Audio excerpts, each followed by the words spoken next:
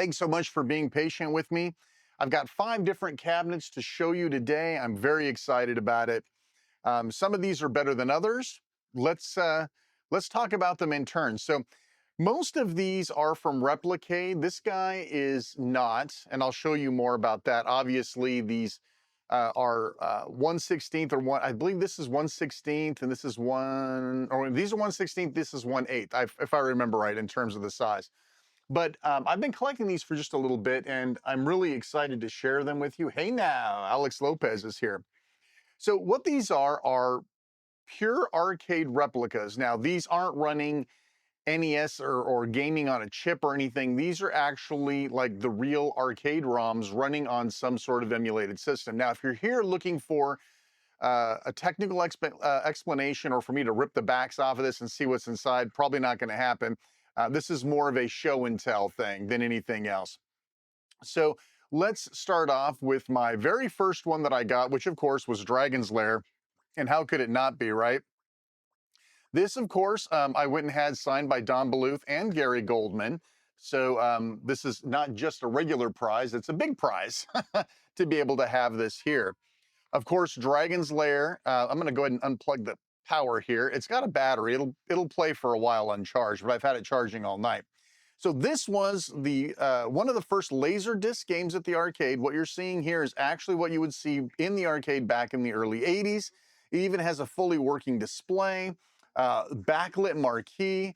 It is in the original cabinet format, which is really, really cool. And yeah, you can see it all right here.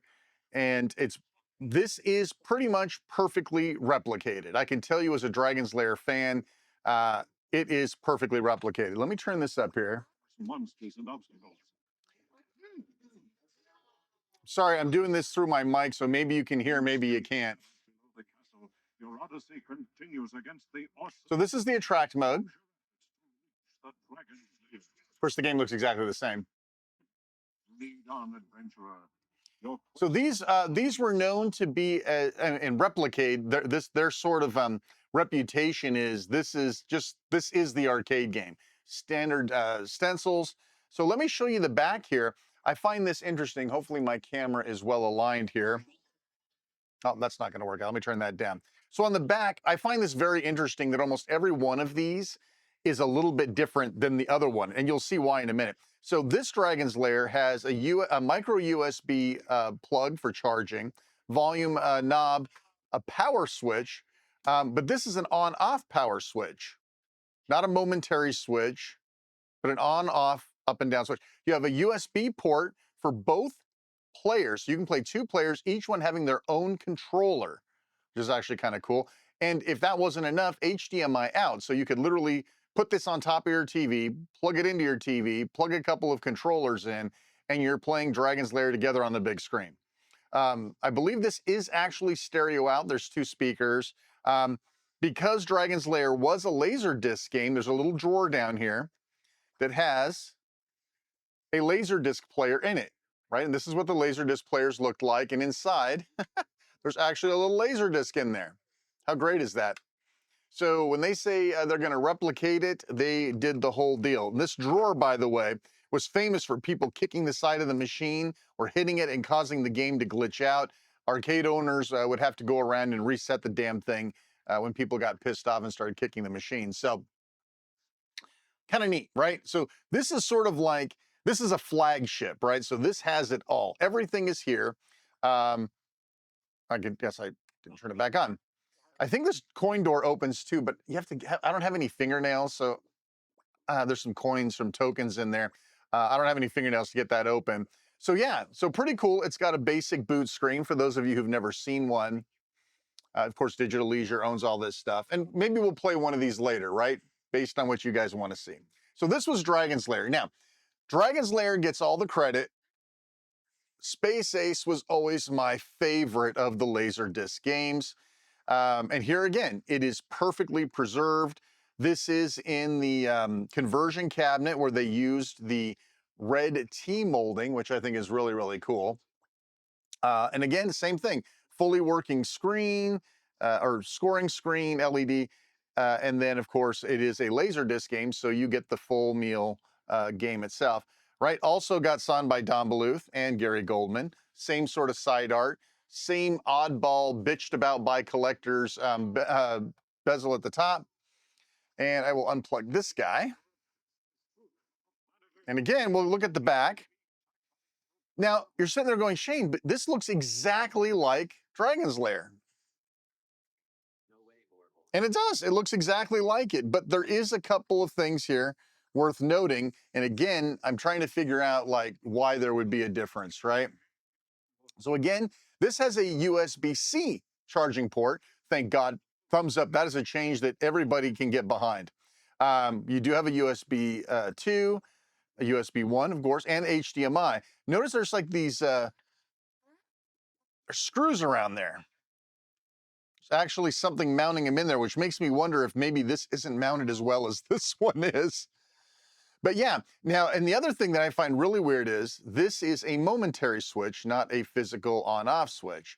So you hold it down to turn it on or off, and then it goes back. So interesting choices that they made, and I'd be willing to bet that there's money behind it somewhere.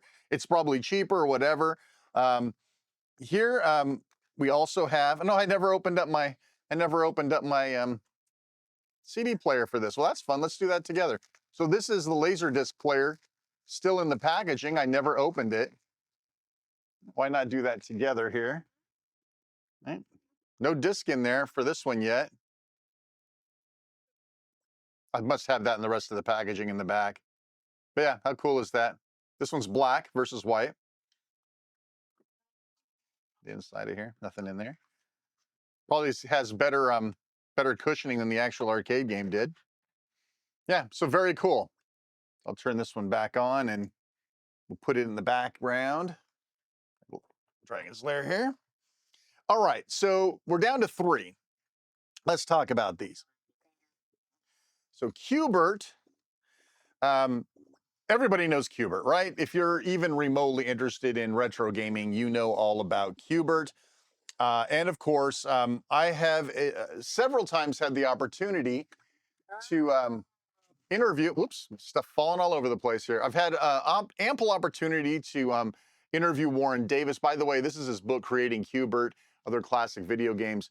If you're into retro stories, get this book, man. I was hooked cover to cover. But this came out just before that, and it went through a purchase process, and then it wasn't available. It came back for a while, and then I jumped on it. This has both Q*berts and Q*bert cubes, which is really cool that you kind of get both in the same cabinet. Again, the very distinctive nature of the cabinet is what we're looking at here. So you can tell they didn't just reuse the same cabinet structure for all of these. They really wanted to go authentic, even down to the panel, which is great. I love the panel. I love the little controls, which aren't as hard to play as you might think. So anyway, so Q*bert here has coin-ups here, which I thought was kind of cool. I think this one opens too, but I don't have the fingernails for it. Here's your side. It's even got a little, check this out. It's even got a little quality assurance sticker on it, which apparently is something that the original machines had. There you go. And now we have something significantly different here in the back. So back here, we still have HDMI out, which is nice. A couple of USB ports. Unfortunately, I think this is micro USB charging, but I like this. This was cool. This was a little something different, this little lock on the back. Now you can't actually do anything with it. It's just there for looks. But again, a complete different choice of how to do power. So you do have your volume spinner, of course, and then you have a momentary, well, it's not momentary, it's an in or out switch. So right now it's out, so there is no power. Click it in and you'll get your boot sequence and the game will boot. How's my levels out there, Alex? You might be the only person in here. I'm not seeing much in the way of the chat. But anyway, all of the controls everywhere here work. So these aren't here just for show. So if I were to go back to Space Ace here, a lot of you know that Space Ace has 3 game levels, Cadet, Captain, and Ace level. Oops, I forgot. Let's see, hang on. No, back out of there. Okay. So hopefully this is coming out okay. Oops, I have the volume turned down. But see, when you start the game, it asks you what version you want to play. And if you don't choose in time, you get Cadet. So all of these work. Totally cool. I mean, I would have probably been pissed if they hadn't, if it was just there for show. But anyway, so that's kind of cool. Back. Now, all of these have menus that you can go into and change whether you get a track mode sound. Let me shut that sound down. Whether you get a track mode sound or not, of course, all the marquees are backlit. I believe you can turn those off um, based on different menu items here. And this is really hard to set up and show you the menus. I have reviewed several of these. If you want to see what the menus look like and what your options are, please go back and look at some of those. Because right now it's really hard to get all of this set up the way that it is to show this. But yeah, very cool. Now you're probably saying to yourself, hey, Shane, Qbert had a very unique item. Inside the cabinet was a knocker from a pinball machine, right? When you got a free game or scored an extra credit, there'd be this loud racking sound on the side of the cabinet. This also has that. It's not an actual pinball knocker, but it does have a knocker inside the machine. And when the snake jumps off and hits the bottom, you will indeed hear that knocker go off. And if you've been listening while these things have been in a track mode, you'll hear it. Did you hear that? I have the volume all the way down. That's a physical piece of mechanical hardware in here that is making that knocker noise. And that is, dude, that's above and beyond the call, right? They could have made the knocker noise simulated inside with just audio, but they didn't. They actually put a physical mechanical device making knocking noises in there. I think that's great. That's so damn cool. Let me see here. I'm trying to see if there's anybody chatting, but it doesn't look like it, and that's okay. All right, let's go ahead and keep going because maybe somebody will watch this later. I didn't announce this one, so it's my own fault for not being able to get people in here. So that's Qbert, and again, has faster, harder, more challenging Qbert as well in there. Very cool. These things are impossible to get a hold of now, unfortunately. All right, so let's take a look at Missile Command. Now, God, my heart is torn on this guy. So, first off, Missile Command has to be played with a big giant trackball. And guess what? This does have a trackball, and the trackball does indeed work, making it possibly one of the most accurate missile commands of all time. You have 3 separate buttons, right? Plus your player 1 and player 2 buttons. And again, this was a chunky cabinet. This was a big monster chunky cabinet when it came out. And again, as you would expect, beautiful side art. These aren't stickers, by the way. I believe Space Ace and Dragon's Lair are stickers. This was not part of the panel. And again, we look at the back here, and again, we've taken sort of a different approach. I love, by the way, the Atari stickers. Fan-frickin-tastic. I love that. But again, we have, I think this is a mono. We have a charger of a USB or a micro USB again. What the hell? And then again at the top, we have a volume. Oh, there you go. Turn that up. Have your volume knob and your power, which I think this is the momentary switch. Let's find out. Yeah. So unlike Qbert, which was a click in on, click out off, this is actually a momentary switch. So none of them are the same. So if I were to hold that guy down, it would eventually shut off, powering off. And you can tell this is Android based, right? Anybody who has an Android, you know what that power off is, which I find very interesting because I don't think these are Android based, but this one apparently is. Sometimes I wish I would take these things apart. Sorry for the dust, folks. These things are up on display all the time. Sometimes I wish I had it double, two of each one so I could take it apart and show you, but I don't. So let's take a look at. So this is a New Wave boot. These might be, but I don't think so. I don't think so. Now here's what really turned me off about this particular cabinet. Why I sort of neglect it. I love Missile Command, which is why I bought the game, right? Unfortunately, they decided to put this weird. Sorry for the dust. They put this weird. I don't even know. I don't remember what they call it, but it's essentially like a simulator. Let me see if I can get this up to you. I'm sorry, there's a delay. damn dust. This was just from yesterday, right? They put some sort of CRT simulator on here. It's a piece of plastic that sort of distorts and wraps the screen. And I'm going to be honest, I don't like it. I wish it were optional and I could take it off, but I don't believe that you can. Um, so while this is great, it's beautiful. I love the trackball is freaking amazing. Unfortunately, that screen just makes me mental. I have a lot of trouble with it. So, but yeah, otherwise, I mean, brilliant job. I mean, and I believe the next one they did also used this same CRT simulator. I wish we could have a vote or get one without it, but c'est la vie. That's the way that is. So, all right, I'm going to put this guy to the back. All right. So now the 800-pound elephant in the room, Zookeeper. Now, I did reviews of most of these, I think, and Zookeeper especially.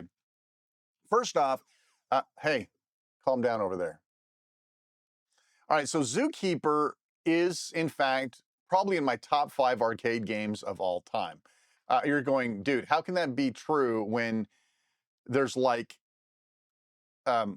when nobody's heard of it, right? Nobody's heard of Zookeeper other than me and like 5 people. So how can it be your favorite game of all time when I've never heard of it? I've never seen one. That's unfortunate for you that you have not gotten to see one or play one. This game is all about greed, and I've talked about greed and how this game is basically, if you look up greed in the dictionary, it should have a picture of this cab on it, because that's what it's all about, is greed in the gameplay. So, but let's talk about this as a cabinet. Now, most of these were conversions, and I've seen 2 in the wild in my entire life. One was at a bus terminal while I was waiting to catch a bus to see my grandma or something. And I put like every penny I had into this damn game. And I thought for a while that maybe I just made it up in my head. Now, remember, this is before the internet and all that good stuff. But I thought maybe I just made it up. And it was in my head that I played some game where you run around trying to capture animals inside. And I remember it being so great. But I've only seen a couple of them out and about. And the ones that I do remember were conversions. This one, look at this, beautiful. This is a beautiful cabinet. The backlit marquee, everything is great. Look at the side art. It's freaking awesome. Great side art, not stickery. It's no air bubbles or anything. Unfreaking believable, right? And so we'll look at the back. And I think this is really cool too. So this is done by Numbskull Designs. They were selling under Quarter Arcade or something like that. I can't remember. But when I saw this go on sale, this guy was not cheap, folks. These things ran about $150. This was like $250. But unfortunately, when it's like one of your all-time favorite games, you have to buy it. And I did. And here we go. I like that they have these vents in here from the old arcade days. This actually has 4 screws where there would normally be screws to hold this back and a key lock. So they did a really good job with that. Here's that other vent down below that was also very common, where the power and the arcade boards would be. This one has a volume, oh, there we go. I'll leave that on for a minute, a battery indicator, and a Type-C connector. Thank you. And this one is a solid on and off switch as well. So yeah.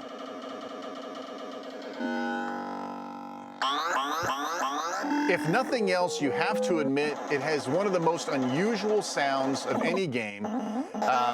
Normally, like the Williams, let me turn this down a little bit so I'm not yelling over it. Usually the Williams games check in for having the absolute greatest audio, strange audio, weird audio. This might beat all Williams hands down.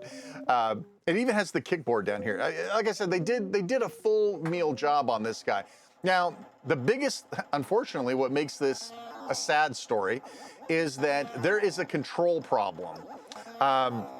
You can overcome it, but you have to learn how to play again.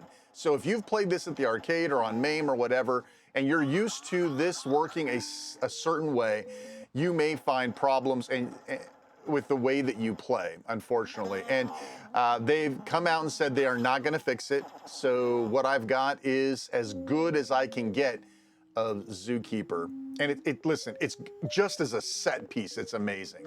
If I'm going to play it, I'd probably play it on my Steam Deck.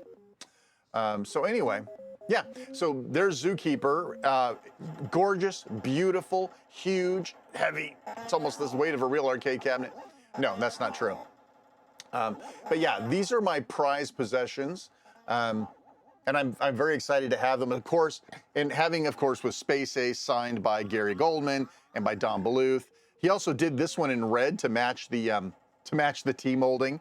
You'll notice that he did the other one in gold, which is, if you've ever had anything signed by Don Bluth or Gary Goldman, you know that they love their gold, what do they call those? Not Sharpies, but liquid Sharpies or whatever they call it.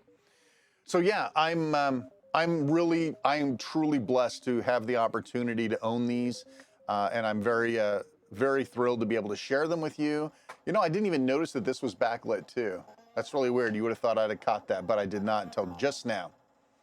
But anyway, so there we have it. These are my mini arcade cabinets. Far cry from the Coleco tabletop days, am I right? So very blessed to be able to have these and to be able to share them with you today. If you have any questions in the chat, I'll take those. Otherwise, we're gonna make this a short day. I'm gonna turn the audio up so that we really get ourselves an arcade feeling here. I'll set these all up to make noise. Proper. Some of them are louder than others. Oh, I think this one's still playing a game. Hang on, we can fix that. See, that powering off looks a lot different than the Android one, right? Power that guy back up. There we go. So now we have, you know, there are wave files going around forever back in the old days about the arcade ambiance, right? You could probably go find one right now if you wanted to. But here we go. Now you actually have true arcade ambiance right here while we're sitting here, as soon as Space Ace comes back up. How cool, right? Well, listen, if you enjoy what we're doing here, like, subscribe, hit the bell. You guys know what to do. Of course, share this with somebody that you think might love it. All that stuff helps the algorithm and it certainly helps the channel. So I appreciate everybody. Thanks so much for watching, and we'll see you next time. I'll leave you with this for just a few moments. Why is this Space Ace not coming up? It'll be like that. There we go. It's not designed to be played off of battery forever, but long enough to play. By the way, little side note before we leave you to this. When I went to see Bluth and Goldman to have them sign these, their handlers and the people that were working with them had never seen these working units before, which makes me crazy, but you know, it's a gig, right? You handle them, you sign stuff, and that's it. So very cool. I'll leave these here for you for a minute, and then I'll power down, and you guys have a great rest of the weekend.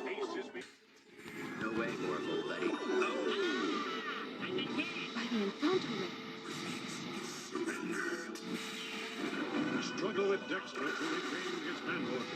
Destroy the Infernal Wave. Defeat the evil boy. Come on, Julie, let's go. I've been hit. Be valiant, Space Warrior. The fate of Earth is in your hands.